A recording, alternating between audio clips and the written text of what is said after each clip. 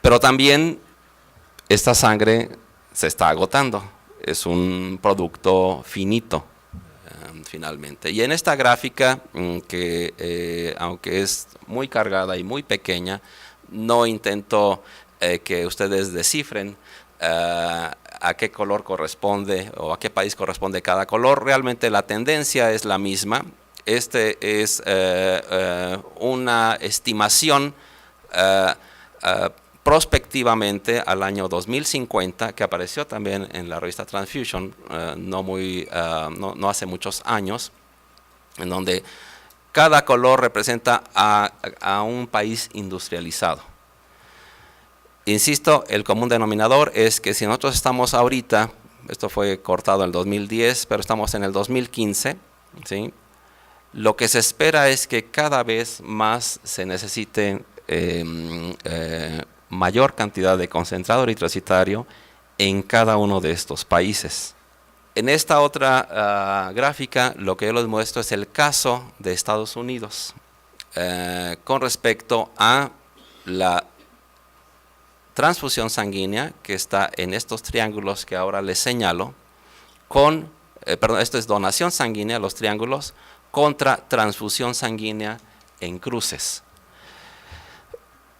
Las tendencias, nuevamente, a lo largo del tiempo, este estudio se proyecta hasta el año 2030, es que ambas van a sufrir un incremento, pero hay una diferencia en donde la necesidad de transfundir sangre se estima que sea mayor a la oferta, a la donación sanguínea, la cantidad de donantes que haya para ese entonces.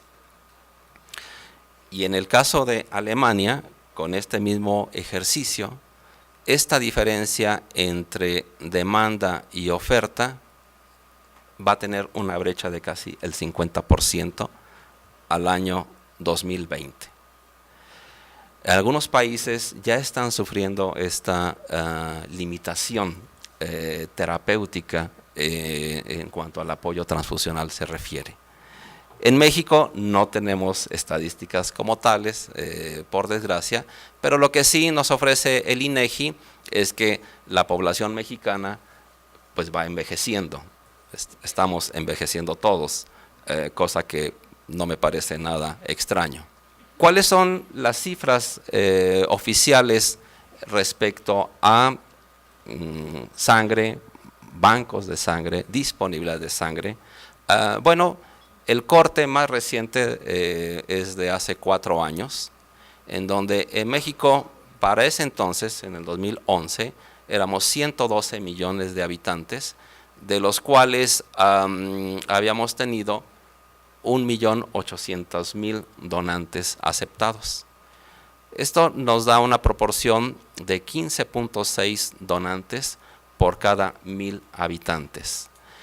La OMS, la Organización Mundial de la Salud, estima que para que podamos considerarnos como un país autosuficiente, deberíamos tener al menos 20 donantes por cada 1.000 habitantes. Es decir, que al menos un 2% de la población mexicana hoy en día estuviera donando. Y pues lamentablemente somos el último país en la lista de países latinoamericanos en fomentar la donación altruista de sangre. Tenemos menos del 3% de donación altruista.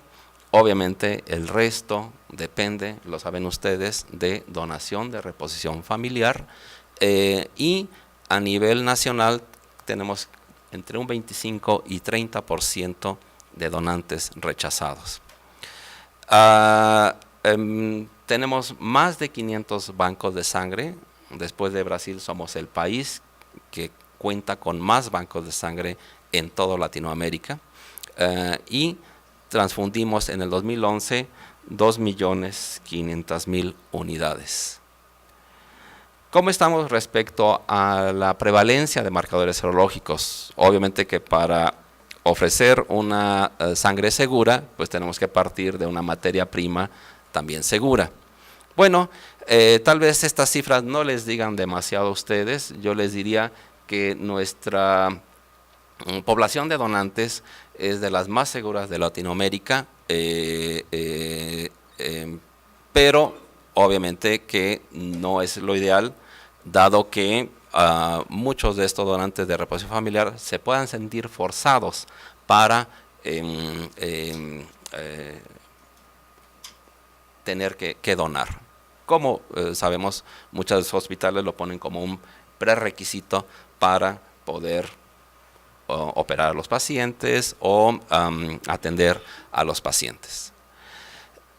Todo esto hace que si estimáramos un riesgo residual, es decir, de esa sangre, como en el caso que les pongo, esa sangre que estamos nosotros entregándoles a ustedes como sangre segura, por los simples periodos de ventana, por las limitaciones de las pruebas de serología infecciosa, ¿cuál es el riesgo de que se nos pase una unidad positiva cuando en realidad, es decir, como una sangre como negativa cuando en realidad era positiva? Bueno, si en Estados Unidos y en Europa la probabilidad de que casos como el que les mostré de Alemania ocurra es de casi 1 en 2 millones de eventos. En México las mejores cifras es de 1 en 160,000 eventos. Si estimáramos hepatitis B y hepatitis C, las cifras no serían diferentes. Lo que quiero decir con esto es que la sangre que tenemos aquí en México, si la comparáramos con otros países, sería alrededor de unas 10 veces más riesgosa por esta razón, por esta limitante. En este trabajo del grupo de Guadalajara, del doctor Panduro, analizando riesgos de transmisión de hepatitis C, publicado en el 2007, haciendo un metaanálisis, se encontraron estas 5 publicaciones de diferentes partes de la República Mexicana, en donde de las poblaciones estudiadas, los factores de riesgo para presentar la infección del virus de hepatitis C, en 4 de los 5 se menciona, como ustedes pueden ver aquí, a la transfusión sanguínea.